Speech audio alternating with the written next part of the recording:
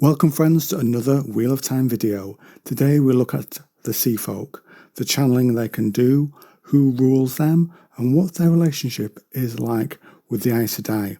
General background spoilers, let's get straight into it.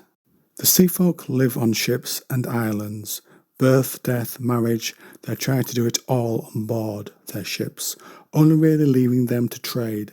The mistress of ships heads them up, playing a role like a queen. The mistress of ships rules the clans and is selected by a ruling body known as the First 12.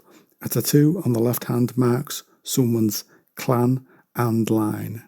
The captain of each of her ships is known to the sail mistress and the cargo master, who sees what comes on and goes off the vessel, and her consort or male equivalent is called the Master of Blades, whose duties are trade and security. Below them are the clans, who are each run by a wave mistress with a sword master playing the counter role. To say here guys, I'm not going to go into the prophecy of the Koramar to avoid potential spoilers related to the Dragon Reborn.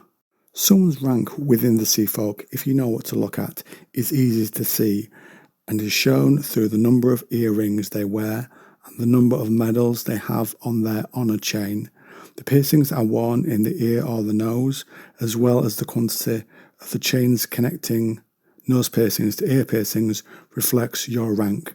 A ship mistress will wear 6 in each ear and 1 in the nose, with a connection that is so covered in medallions they overlap, whereas a sail mistress wears 4 piercings in each ear, a chain between earrings, and 1 piercing on the left of her nose that supports her medallions. These markings of your station are removed when or if you are demoted. When you make a bargain with one of the Sea Folk, it is steeped in formalities. They are first negotiators, a great skill to have as traders. They trade in types of porcelain, be it cups, teacups, objects of art, etc., which are highly valued by those on the mainland. Who will pay? Someone's waiting gold for them. The Sea Folk don't actually create the porcelain though. That is done by land dwellers, the Amaya, and we will circle back to them in a moment. When they are on board their ships, the Sea Folk, both men and women, sail topless. Once they are out of sight of the mainland, passengers must keep quiet about this, for it not to be better known, I think, on the mainland, and might explain why it costs so much for passage with the Sea Folk, so that the Sea Folk don't often have to risk having passengers on board and having some of their secrets come out. The Amaya are peaceful and live on an island, Tremalking. They follow a code called the Waterway, but are not total pacifists. They believe that reality, as most people see it, is not real, but instead a passage, a way to reach another existence. The people of Amaya came together during the breaking of the world and came to see the Sea Folk, who gave them a gift of passage, i.e. they get free passage on Sea Folk sailing vessels. Their lives are rural. They produce the porcelain and are fine with not getting credit because they like the prices that they receive in terms of money, and the mainlanders leave their beautiful home alone. Every ship of the Sea Folk has a wind finder. They channel with the weaves of air and water, creating flows to sail the ship at different speeds. Male channelers are outcast by society.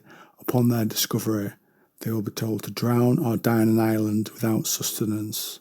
The wind finder on the ship helps the sail mistress plot the best course based on the weather. The wind finder uses the wind power to influence it, and this allows the Sea Folk ships to reach their destinations very quickly. You're no longer waiting for a favourable wind to pick up. The deck mistress relays orders to the crew, playing the role of a traditional first mate. One Atha'an Grail, a magical item the Sea Folk did hold, is the Bowl of Winds.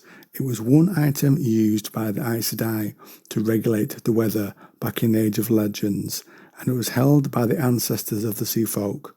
When the world broke, they used it to survive, then it was lost. When activated, the bowl shoots a column of power into the sky, mixing both side in and side out, the male and female halves of the one power.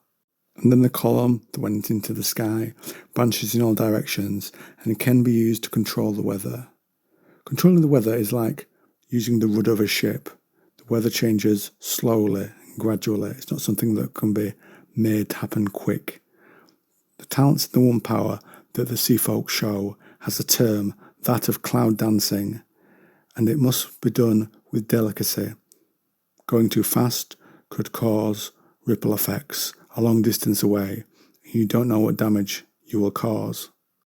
The sea folk do have a relationship with the Aes Sedai, who are the dominant channelers at the time of the Robert Jordan books. If it became known that the sea folk had channelers, the fear is that the Aes Sedai would come and claim them to take them away to the White Tower for training in their ways of channeling. So this is hidden from outsiders, and a windfinder can turn down passage when it is asked by someone who can channel, as they could be Aes Sedai and uncover the secret, exposing what the sea folk have long hidden. But a token offer is made by the sea folk who send their weakest to the White Tower to maintain the lie that they do have channelers and submit them to the Aes Sedai's authority. Now friends, I turn this over to you. Do you have anything to say about the sea folk or the other cultures Robert Jordan created in the Wheel of Time? Comment down below.